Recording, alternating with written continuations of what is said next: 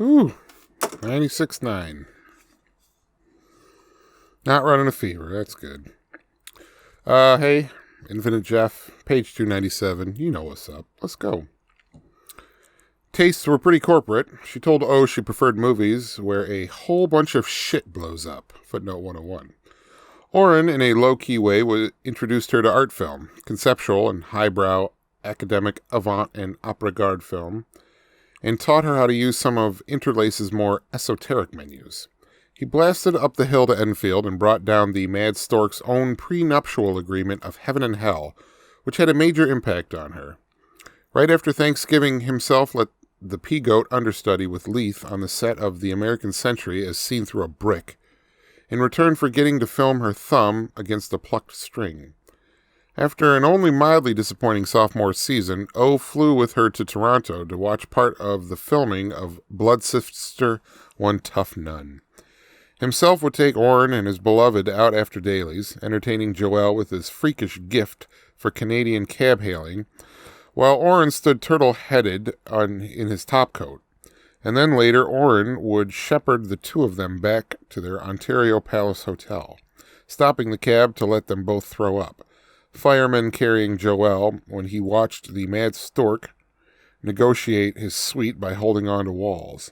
Himself showed them the U Toronto Conference Center, where he and the moms had first met. This might have been the end's start, gradually, in hindsight.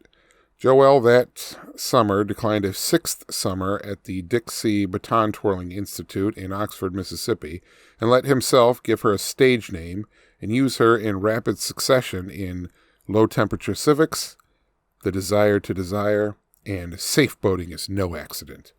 Traveling with himself and Mario while Oren stayed in Boston recuperating from minor surgery on a hypertrophied left quadriceps at a Massachusetts General Hospital, where no fewer than 4 nurses and PTs in the sports medicine wing filed for legal separation from their husbands with custody. Okay.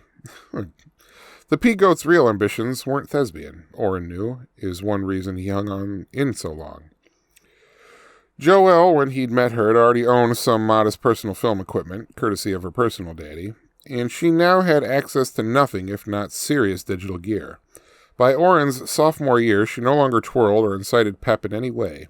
In his first full season, she stood behind various white lines with a little Bolex R32 digital recorder and BTL meters and lenses, including a bitching ingenue zoom owed, gone, and paid for as a gesture, and she shot little half-disc sector clips of number 78, BU punter, sometimes with Leith in attendance, never himself, experimenting with speed and focal length and digital mats, extending herself technically, I should say.